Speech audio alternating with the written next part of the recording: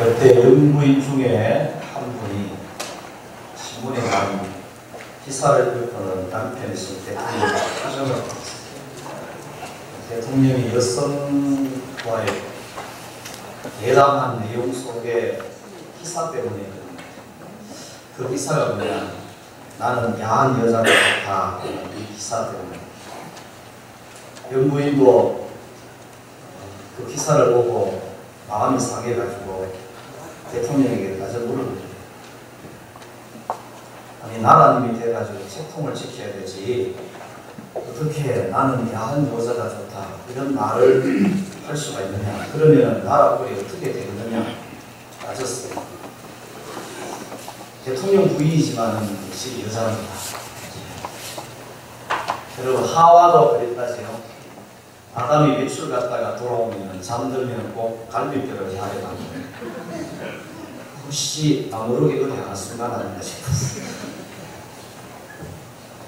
대통령이 부인의 그 항의에 이렇게 대꾸를 했어요. 부인, 신문을 좀 똑바로 보시오. 내가 언제 야한 여자가 좋다 했어? 나는 야한 여자가 좋다. 이렇게 말했어요. 탈무드에 이런 말이 있어요. 하나님께서 그 아담의 고독함을 치료하기 위해서 10명의 처녀를 두시고 10명의 여자를 둔 것이 아니고 한 사람의 아내를 두었다. 부부 힐링 기뻐하면서 시작하는 시간에 인도하시는 그 이야기입니다.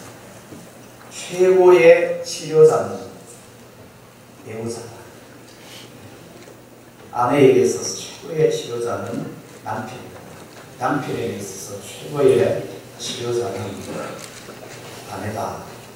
그 이야기를 하더라. 우리 시차에 많은 목사님 계신 그 중에 좀 우리 자주 만나고 가깝게 지내는 목사님, 그분은 연세가 60대 후반입니다. 저도 50대 후반 들어가자. 얼마 전에 한 달 전에 됐을 때 사역을 하면서 저한테 그런 얘기, 김 목사, 이 부부관계는 살수록 관계의 깊이가 다르다.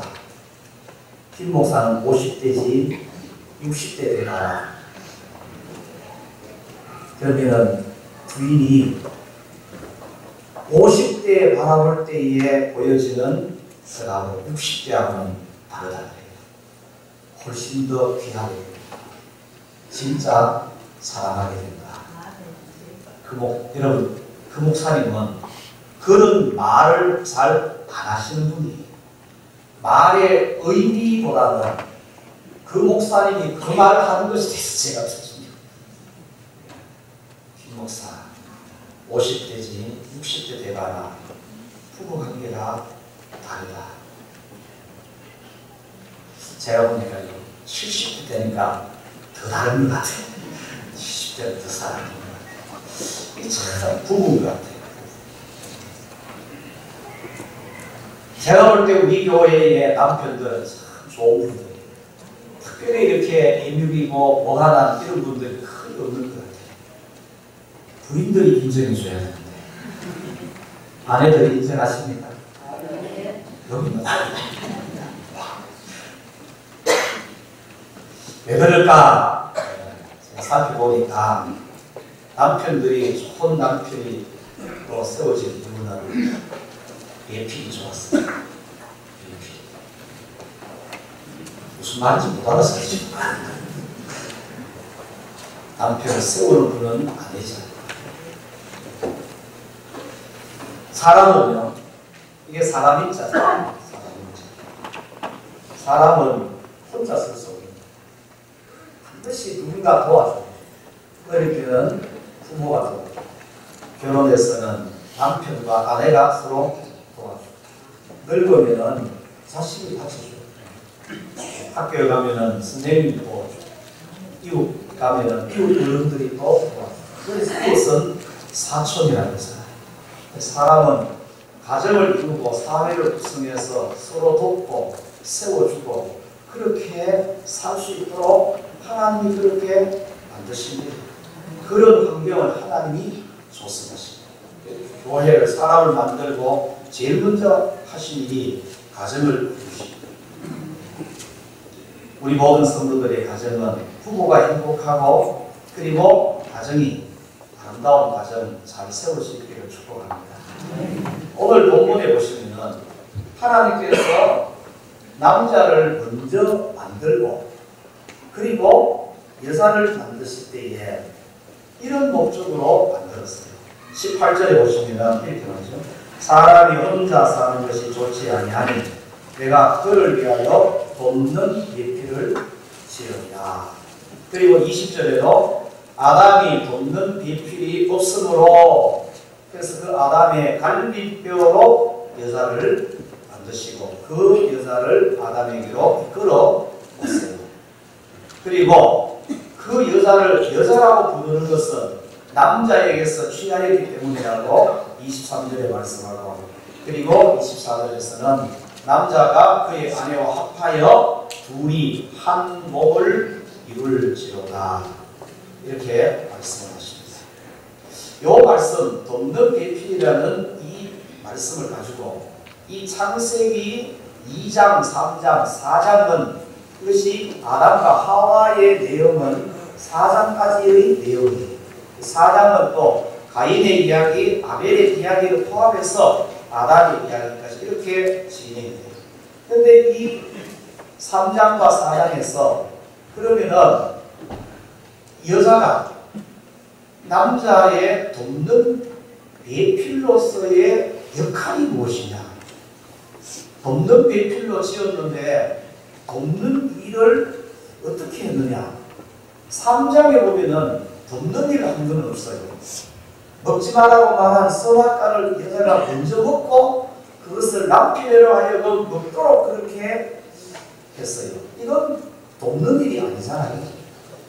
그럼에도 불구하고 이 아담은 그 여자를 하와라고 이렇게 이름을 지었어요. 따라합시다. 하와. 하와라는 말은 산자의 어머니라는 의미도 있지만 생명이라는 그런 의미가 있어요. 그리고 4장에 가서는 이 하와가 하는 일은 아들을 낳는 일입니다. 첫째는 가인을 낳았어요. 둘째는 아벨을 낳았어요. 그런데 그 아벨이 가인에 의해서 죽습니다. 그래서 아벨을 대신해서 셋을 낳았어요. 그런데 4장은 한번 보세요. 25절 한번 보시죠.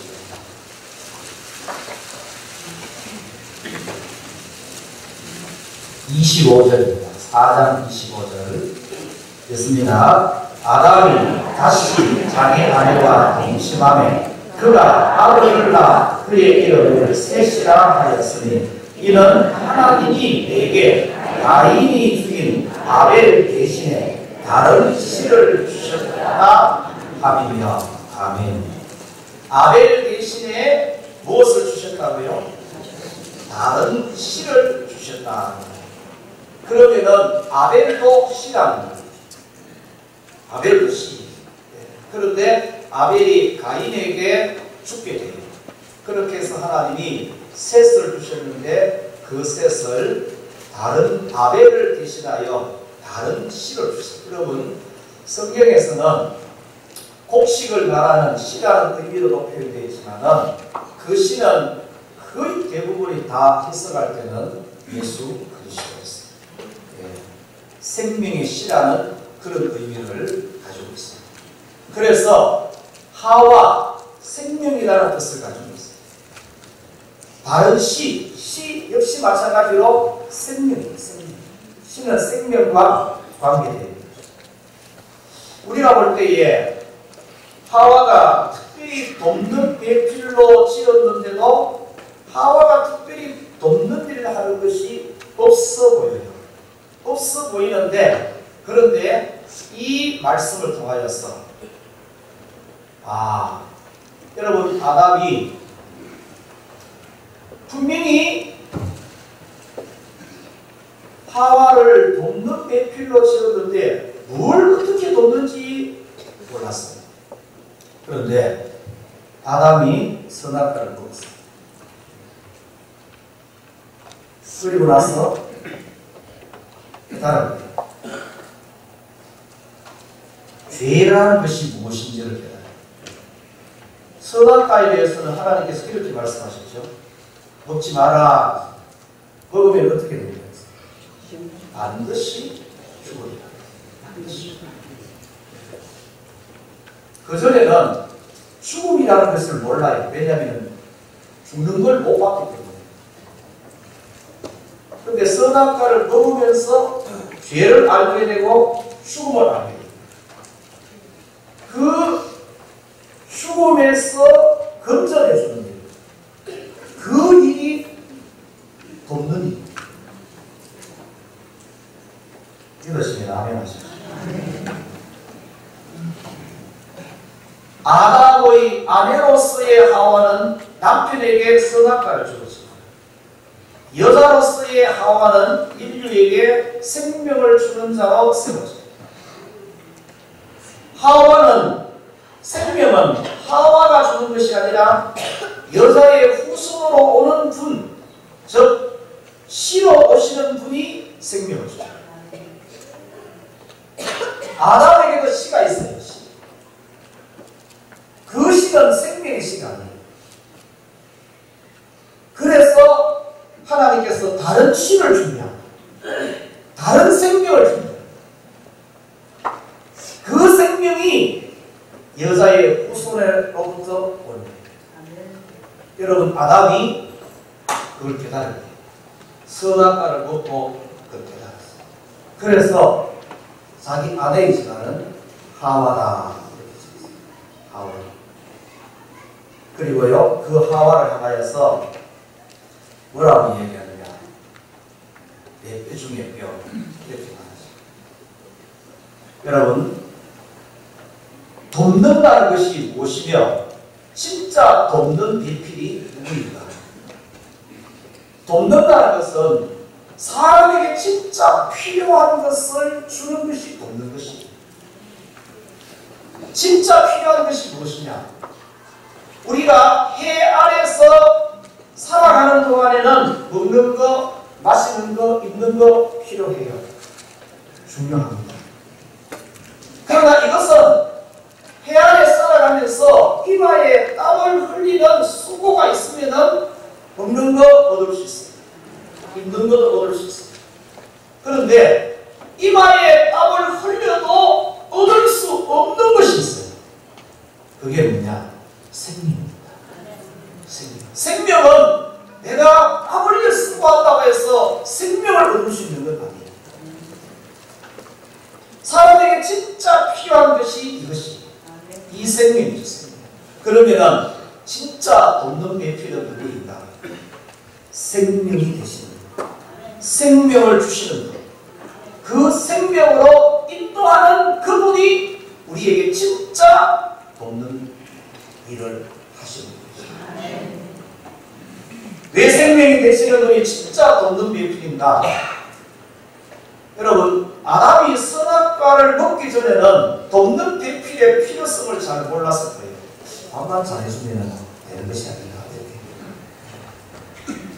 근데 선악과를 먹었어요. 반드시 죽으리라 하는 그 죄의 실체, 죽음의 실체를 알게 됩니다.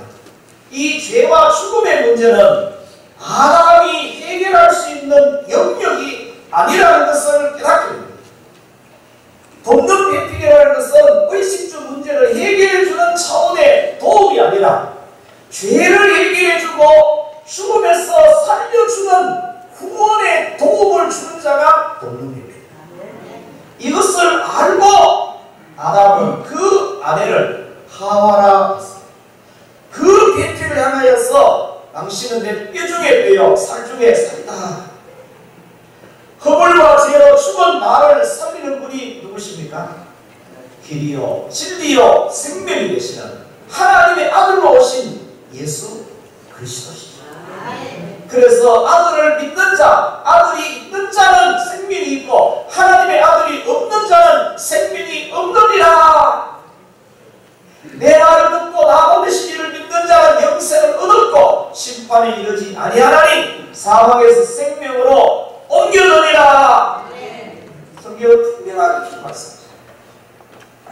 여러분, 예수님이 진짜 여러분의 돕는 배필입니까?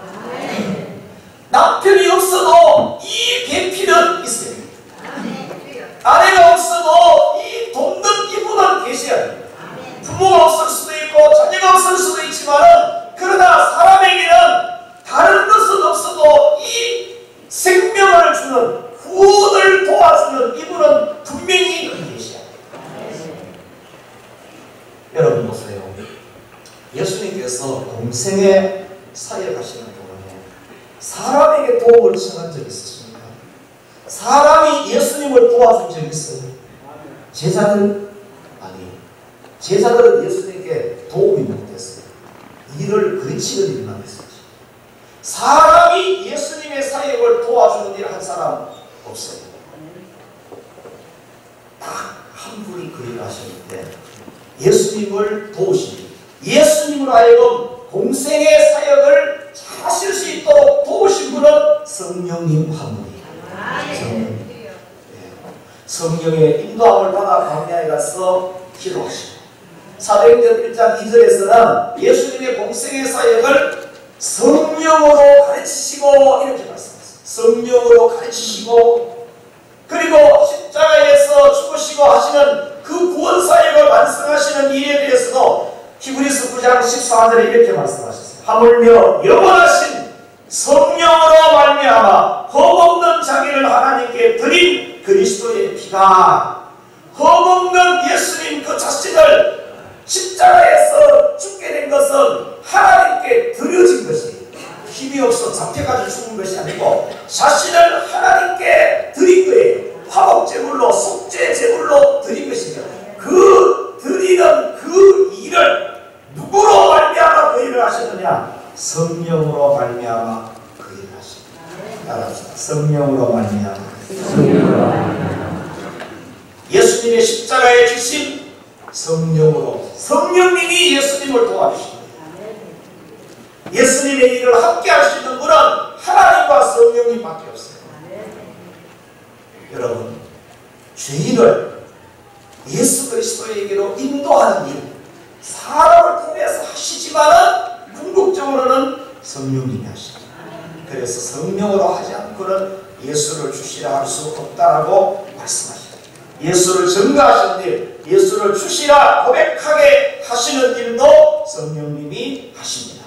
그래서 예수님은 자신이 십자가에 지시고 제자들을 떠나가면은 그 다음에 다른 보혜사가 와서 어떤 일을 하게 될 것을 요한복음 14장 16절 이하에서 이렇게 말씀하셨어요. 내가 아버지께 구하겠으니 그가 또 다른 보혜사를 너희에게 주사 영원토록 너희와 함께 있게. 이번에 좀 크게 분명하게 읽겠습니다. 시작. 내가 아버지께 구하겠으니 그가 또 다른 보혜사를 너희에게 주사 영원토록 너희와 함께 있게 하리니. 그는 진리의 영이라 세상은 능히 그를 알지 못하나니 이는 그를 보지도 못하고 알지도 못합니다. 그러나 너희는 그를 아나니 그는 너희와 함께 거하시며 또 너희 속에 계시겠습니다. 내가 너희를 보호와 같이 버려두지 아니하고 너희에게로 오리라. 아멘. 다시 오시는 분을, 뒤에 오시는 분을 다른 보혜사라고 해요. 다른 보혜사. 예수님이 보혜사이십니다. 뒤에 오시는 성령님은 다른 보혜사이십니다. 요한복음 15장 26절에도 내가 아버지께로부터 너희에게 보내실 보혜사 곧 아버지께로부터 나오시는 진리의 성령이 오실 때에 그가 나를 증언하실 것이요 생명이 되시는 예수님께로 인도하시는 일도 누가 하시느냐? 성령님이 하십니다. 생명을 얻게 하시고 생명으로 인도하게 하시는 이 일은 예수님이 하시고 성령님이 하십니다. 우리가 아무리 땀을 흘려도 우리 스스로 해결할 수 없는 그 일을 도와주시는 분이 진정한 돕는 분이십니다. 그분이 예수님이요, 그분이 성령님이십니다. 성령님이 다른 보혜사로 오셨어요. 예수를 믿는 우리와 예수를 믿는 그 사람과 영원토록 함께 하십니다. 그래서 보혜사를요, 파라클레토스 여러 가지 있어요. 좋은 자, 조력자, 상담자, 변호사, 지도교사, 능력자, 대언자, 보정자, 중보자, 인도자, 이렇게도 번역됩니다. 성령님이 우리를 보호해 주시고, 인도해 주시고, 변호해 주시고, 중보해 주시고, 그 일을 하시고. 그랬어요. 하나님을 아버지로 알게 해주시고, 믿게 해주시고, 고백하게 하시고, 예수님은 보혜사로서 우리를 도와주시고, 성령님은 다른 보혜사로서 우리를 도와주시고. 그래서 여러분, 이 관계를 에베소서 5장에서 사도 바울을 통해서 이 비밀이 크도다. 무슨 비밀이냐? 그리스도와 교회와의 관계를, 남편과 아내와의 관계로 설명하면서 이 비밀이 크도다. 비밀이라고 했어요. 신비롭다. 여러분, 사도 바울은 결혼을 안 했어요. 결혼을 안 했음에도 불구하고 남편과 아내의 관계를, 그리스도와 교회의 관계를 그렇게 잘 설명해요. 거기에 보시면은 제가 그걸 조금 이렇게 연결해서 이렇게 설명하면, 성경에 에베소서 5장에 있는 말씀, 예수 그리스도께서 죄인을 사랑하시고 그 죄인을 교회로 세우시기 위해서 흠없는 자신을 죽음에 내어 주기까지 하셨다. 그래서 물로 씻고 말씀으로 깨끗하게 하시고 거룩하게 하셔서, 따라합니다, 영광스러운 교회로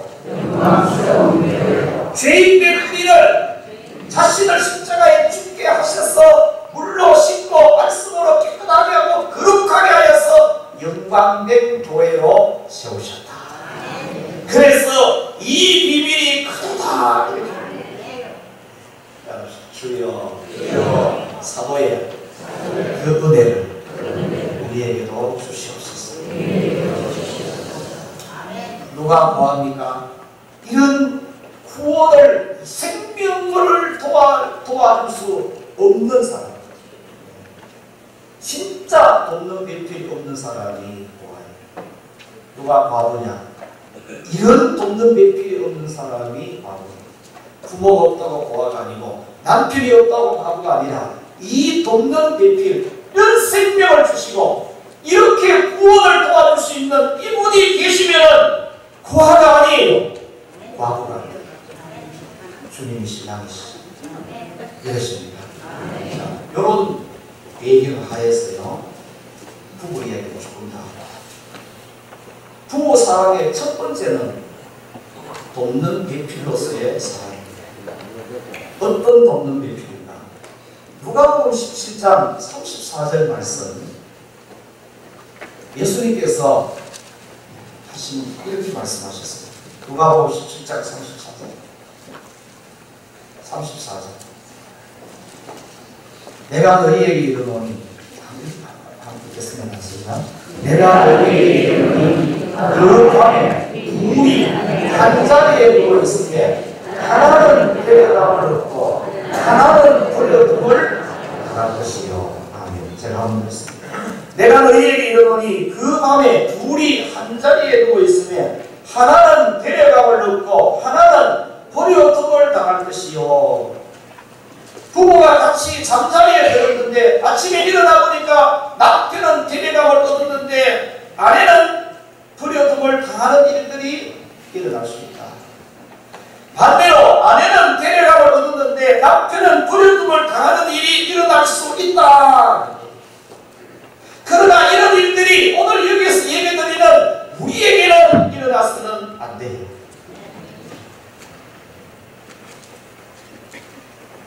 한 침대에서 같이 잠을 자는 부부라도 하나님과의 관계는 다르게 나타날 수 있습니다. 부부가 진짜 돕는 일이 무엇이냐? 그것은 함께 주님에게로 데려감을 얻는 것입니다. 데려감을 얻는 것은 우리가 결정하는 것이 아니고 하나님이 데려가시는 그분이 결정하세요. 하나님으로부터 데려감을 얻는 일을 도와줄 수 있는 분은 데려가시는 그분 성령님 밖에 없습니다. 함께 있어도 데려감을 얻는 그 부분에 대해서는 부부가 같이 도와줄 수가 없어요.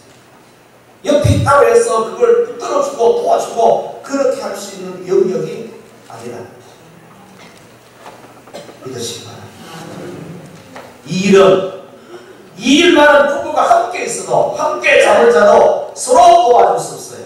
오직 성령님만 도와주셨습니다. 아멘이죠.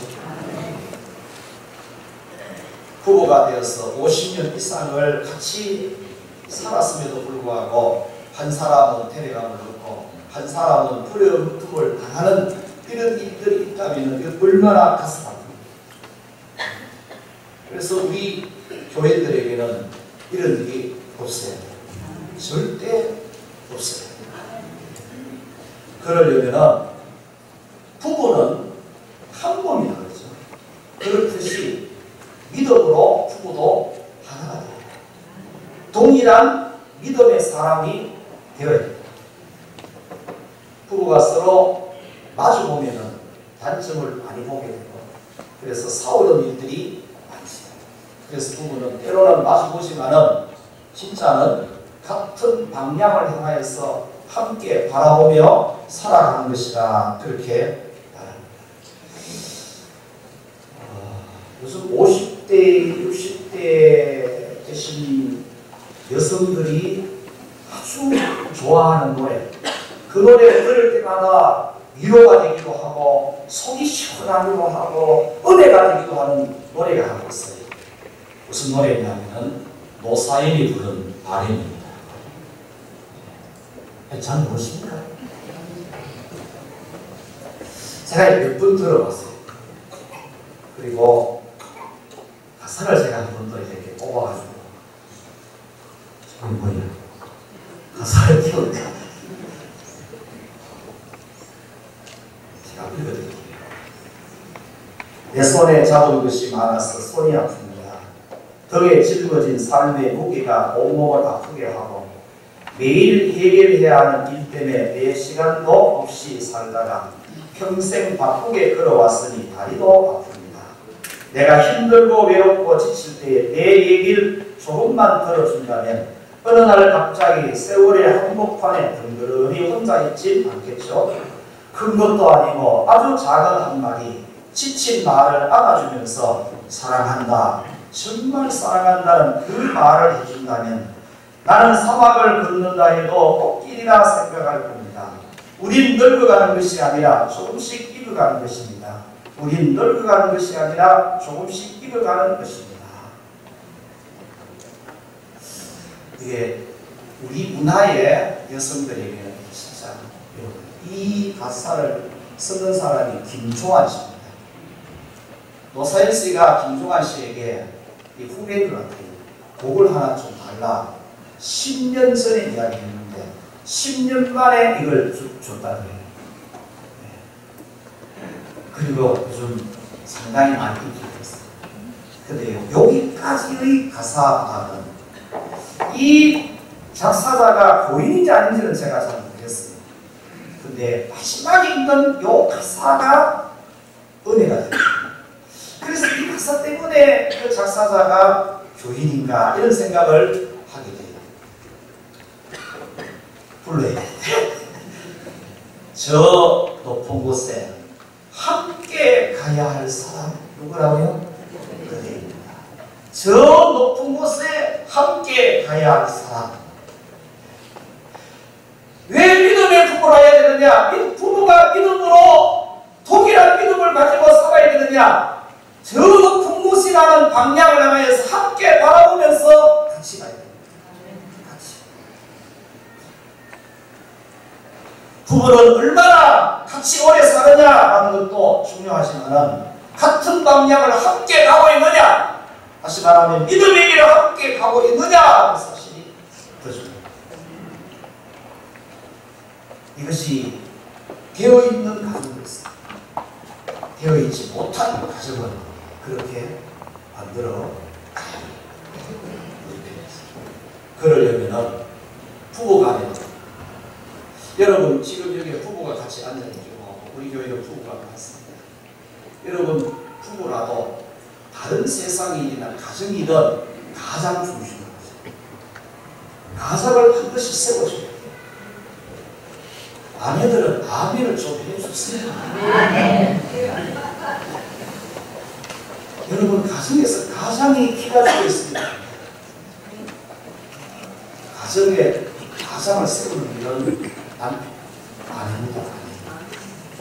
근데 믿음에 관한 부분은 믿음이 더 큰 사람이 주도형이 되죠. 믿음에 관한 그리고 부부인데도 한 사람은 믿고 한 사람이 믿지 않으면 믿는 사람이 주도형이 돼. 여러분 보세요. 선악과 이야기 앞에 붙이면서 선악과를 누가 먼저 먹었어요? 아내가 먼저 먹었어요. 하와가 먹고 혼자만 먹지 왜 그걸 또 따와가지고 집에까지 가자. 그걸 하나 따서 집에 가져갔어요. 남편에게 여보 이거 드세요. 이게 뭐예요? 선악과입니다.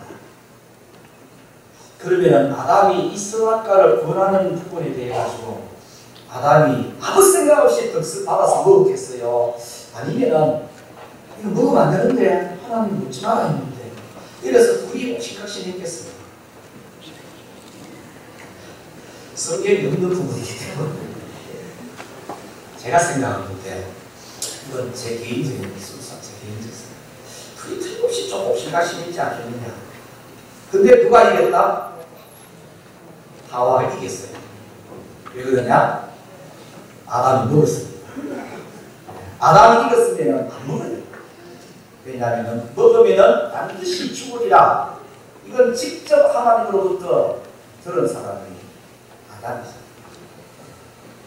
근데 하와가 남편을 이겨서 먹인 것이 아닙니다. 그래서 여러분 집에서는 부부 싸움하면 남편이 아내를 이기기가 어려워요. 에덴 동산에서부터 남자가 졌기 때문에. 그래서 싸워서 이기려고 하지 말고 여자는 하루에 2만 마디를 해야 됩니다. 그러나 남자는 하루에 몇천 마디를 합니다. 7천 마디를. 그러니까 말로 해가지고는 남자가 여자를 이기기가 좀 어려워요. 이런 가정이 되면은 안 된다면 안 좋은 거죠. 안 좋은. 믿음 있는 사람이 부부가 믿음 있는 사람이 가정의 주도인이 되어서 그 믿음 있는 사람이 이겨줘야 돼요. 어떻게 이기느냐? 그건 힘으로 이기고 어떤 권위로 이기고 그리고 와가치로 이기고 이렇게 이겨가지고는 안 되지. 은혜로 이겨야 돼. 사람과 겸손함으로 이겨야 돼. 그래서 이게 쉽지 않아요. 쉽지 않아요. 누가 먼저 믿었었든지 먼저 믿은 남편이든 아내든 믿지 않는 남편 아내를 어떻게든지 이렇게 잘 섬겨서 은혜로 섬겨서 이렇게 교회 오게 하고 예수님 만나서 믿는 자가 되어서 함께 이렇게 하나님을 섬기고 있는 것 먼저 하신 분들이 참 잘하시는 분들이에요. 진짜 은혜로 섬겨주시기 때문에 그게 가능한 것이죠. 어느 마을에요. 청년 두 사람이 있었어요. 비슷한 시기에 결혼했어요. 한 사람은 결혼을 하자마자 가정의 행복을 위하여 매일 한 가지씩 아내의 단점을 지적했어요. 그 사람이 생각하기를 단점 100가지만 고치면 틀림없이 우리는 좋고 행복한 부부 생활을 하게 되리라 그렇게 기도를 했어요. 그때 그의 생각이 빗나갔습니다. 그의 아내는 완벽해지기는커녕 점점 단점만 지적하니까 성격이 나빠져가고 결국은 부부는 하루가 상관없이 부부 싸움을 계속했어요. 그런데 한 사람은 결혼하자마자 아내의 장점을 찾아내어서 하루에 한 가지씩 칭찬하기를 시작했어요. 그 아내에게는 단점이 많았습니다. 그 단점은 내가 채워주겠다. 그러면서 장점을 보고 그 장점을 칭찬해 주니까 아내가 힘을 얻잖아요. 그래서 싸움 없이 부부가 행복하게 잘 지냈다고 합니다. 하나님을 믿는 우리 영혼에 돕는 배필은 예수 그리스도이시고 성령님이십니다. 그러나 가정에서 믿지 않는 남편에게 영혼에 돕는 배필은 먼저 믿는 아내가 해줍니다. 믿지 않는 아내에게 영혼에 돕는 배필의 역할은 믿는 남편이 그 역할을 해줘야 돼요. 부부는 혼자가 되면 할 수 있으면 모든 일을 부부가 함께 해야 돼요. 여행도 함께 해야 되고, 특별히 외국 여행은 그렇습니다. 천국 여행도 같은 날 같은 시에 우리가 여행할 수는 없겠지만, 그러나 같은 목적지를 향하여서 함께 갈 수 있어야 됩니다. 그러려면 먼저 교회로부터 함께 오셔야 돼요. 부부와 함께 하지 못하시면 다음 주에 오실 때는 꼭 같이 오세요. 따라합니다. 혼자보다는 함께입니다. 그래서 오늘 보다 보니까 그런 것이 보셨죠? 혼자보다는 함께. 다음 주 오시면 배우자를 꼭 모시고 있어요. 안 믿는 부모님도 꼭 모시고 있어요. 잘 나오지 못하는 구역 식구들 꼭 같이 오시고. 그렇게 해서 믿음의 아름다운 부부, 믿음의 아름다운 가정을 잘 세워서 우리가 100년 살고 이상은 다 떠나가게 되었습니다. 떠나갈 때 모든 가족이 한 곳에서 하나님 나라에서 함께 영생을 누리게 되는 이런 가정 이루시기를 주의 이름으로 축복합니다. 여러분 말씀 생각하면서 땅에 사는 동안의 부부는 화목하게 잘 지내야 됩니다. 오늘 부부성 부부 주일이라고 정해진 건 아니지만은 어제가 부부의 날이죠. 그래서 오늘 말씀을 좀 드리고요. 부부성 가사 좀 배워주시랍니다.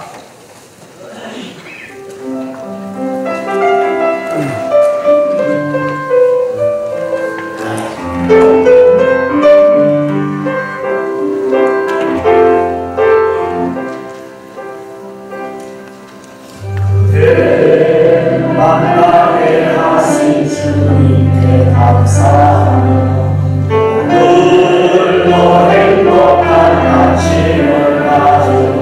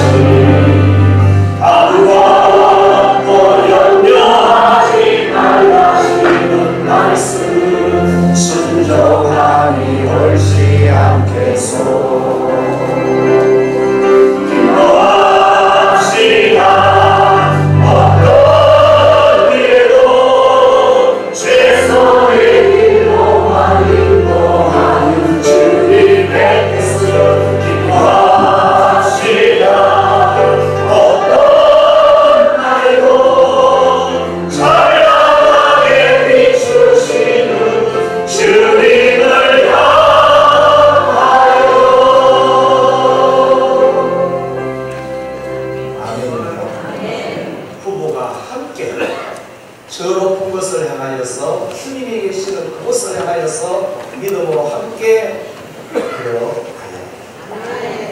여러분 주보 다 하고 있습니다. 주보의 주간상 말씀을 드립니다.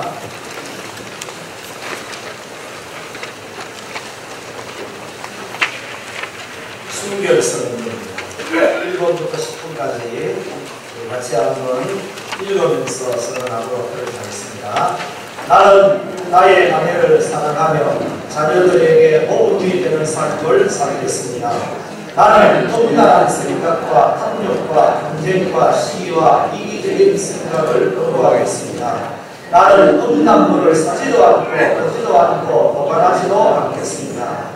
나는 저속한 말과 남을 뜯는 말을 하지 않고 격려하고 칭찬하는 말을 하겠습니다. 나는 술과 담배를 삼가고 도박과 마약을 거부하며 폭력을 행사하지 않겠습니다. 나는 공정하지 않는 부분을 바라거나 주고받지 않겠습니다. 나는 거짓과 여행과 미신을 멀리하고 정직하고 성실하게 살아가겠습니다.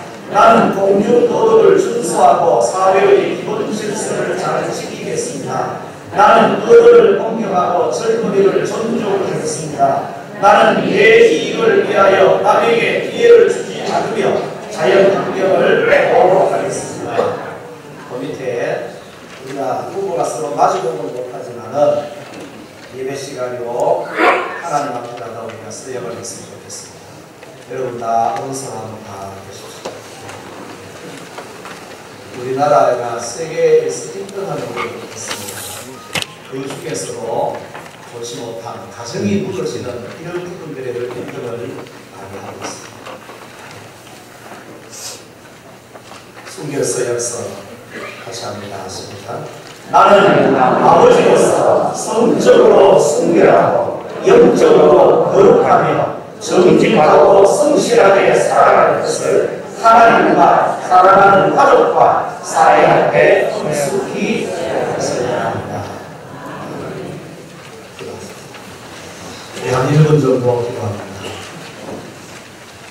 부모가 다 믿으시면 믿음 생활 더 잘할 수 있도록 권해달라고 기도해 주시고, 믿지 않는 배우자 있으면 예수 믿어 예수님 만나서 하나님 나라를 향하여 주님을 향하여 함께 걸어가는 믿음의 여정이 되게 달라고 기도하시고, 아버지로서 어머니로서 남편으로서 아내로서의 이 순결함을 결혼식 할 때에 약속했던 그 약속을 끝까지 잘 지켜갈 수 있도록 권해달라고 같이 기도하겠습니다.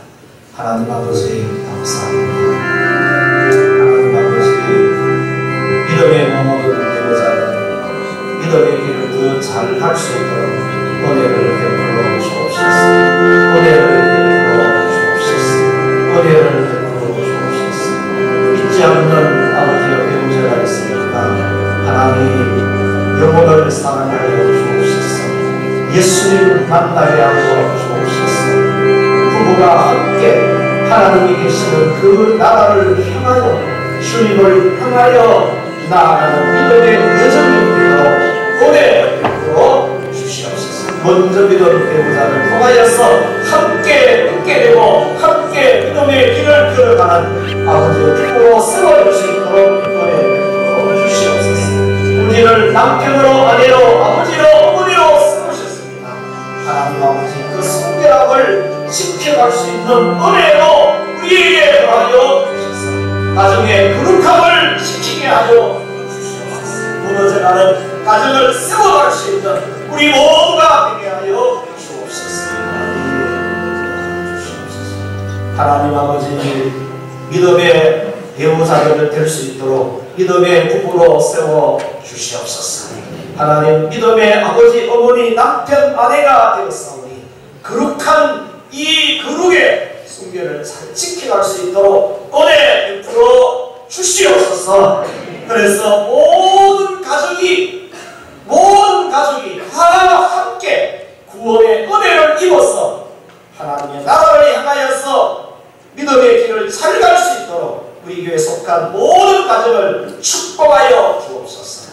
예수 그리스도의 이름으로 기도드립니다. 아멘. 자, 1절만